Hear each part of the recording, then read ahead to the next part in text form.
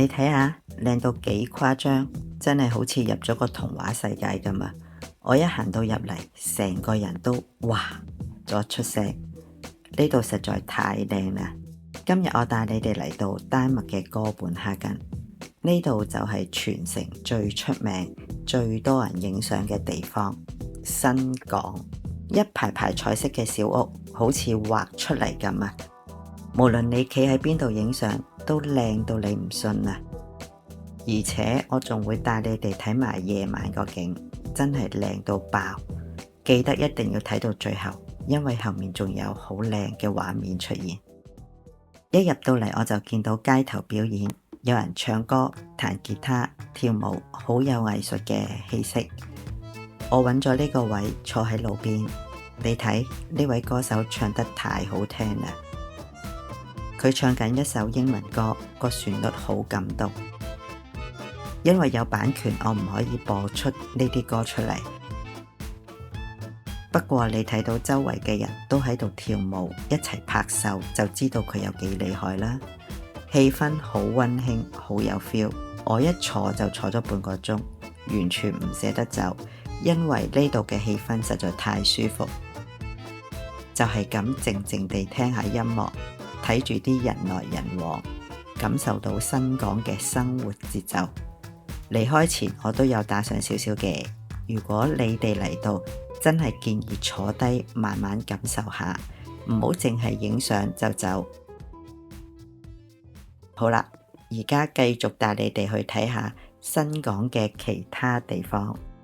行咗一輪，同你哋講下呢啲彩色屋，兩邊全部都係五顏六色嘅小屋，啲屋有300幾年歷史，建於1600年代。每間屋都有自己嘅顏色，橙、黃、藍、紅，點影都靚。而且呢度就係安徒生住過嘅地方，20號啦，同埋67號。佢喺度寫咗醜小鴨、賣火柴嘅小女孩呢啲經典嘅故事。沿路都有好多露天嘅 cafe， 啲人坐喺度飲咖啡、飲啤酒，望住條河同啲古董嘅船，吹住啲風，正到爆啊！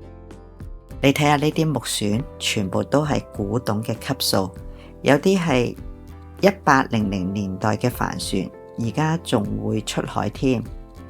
天氣咁好，陽光照落水面，好舒服，好寫意。呢度就係哥本哈根最有 feel 嘅地方。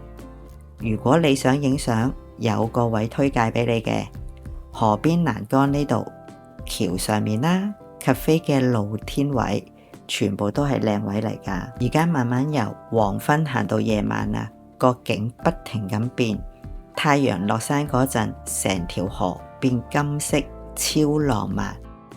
呢個就係 magic hour， 啲燈開始着，但天都未黑，個光線靚到不得了。影相最愛就係呢一個時間啦，好多人坐喺河邊飲嘢傾偈，氣氛好 relax， 好寫意，我都忍唔住不停咁影相啊！每個角度都係明信片嘅級數，去到完全天黑又係另一個世界。餐廳、酒吧燈都着晒，倒影喺水面，好似油畫。有人食晚飯，有人舉杯慶祝，好熱鬧，好有生氣。由日頭到夜晚，每個時段都唔同嘅 feel， 所以我先叫你哋留到夜晚。好多嘅年輕人同 local 嘅人都中意嚟呢一度，好國際化。溫馨提示：夜晚嚟記得要帶件外套啊，河邊會凍嘅。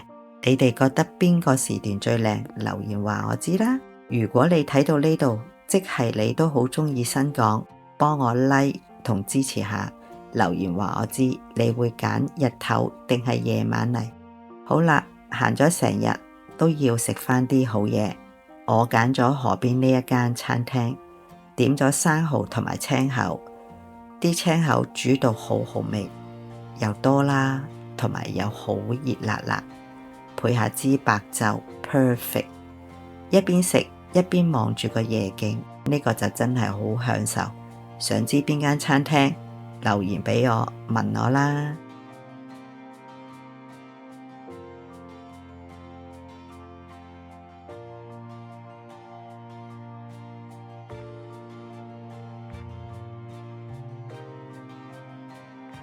新港真係嚟一次就會愛上嘅地方，由朝到晚每個時段都好靚。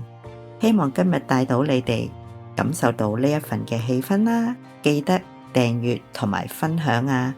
下集帶你哋去睇小美人魚啦，我哋下次再見，拜拜。